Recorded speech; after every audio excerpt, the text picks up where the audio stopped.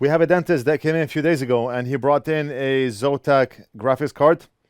And I told the customer we are not accepting video cards right now because we have a lot in the queue and our queue time is about 1 year. We have over 200 and probably 220, 230 cards in the shop here that we need to fix, and we're not going to be able to get to all of those cards in a timely manner.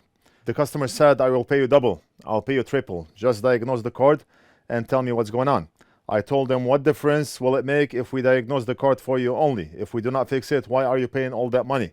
He said the reason is he bought a custom-built computer from Thermaltake, and the custom-built computer came with this video card, the Zotac video card.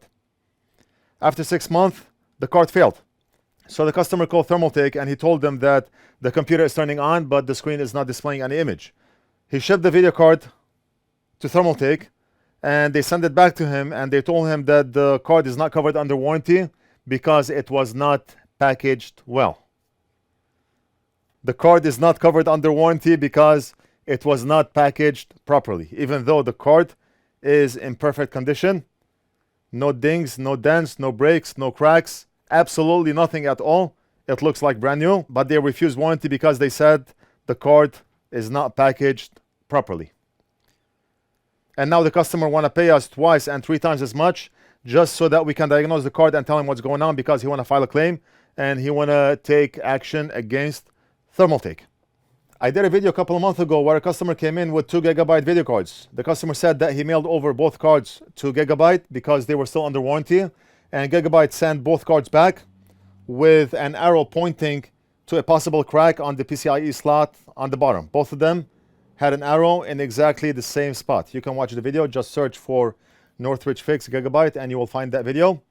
And Gigabyte refused warranty. After that customer, we had more people come in with a Gigabyte video card, and they said the same thing happened to them. They sent over the video card and the video card came back to them with an arrow pointing to exactly the same spot on the bottom, possible crack on the bottom.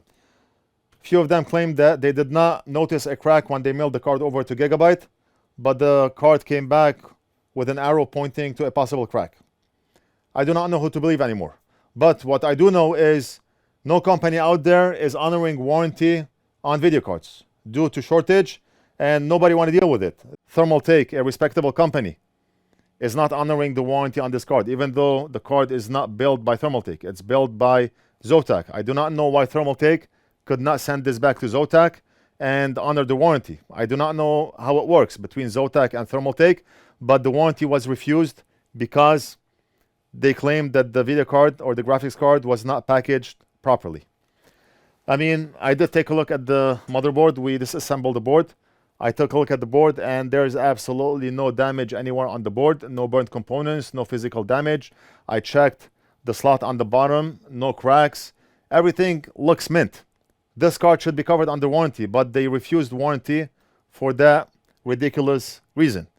I told the customer I'm going to do a video on this just to raise awareness that when you are paying $2,000 or $3,000 for a graphics card, do not expect the company to honor warranty should anything happen with the card.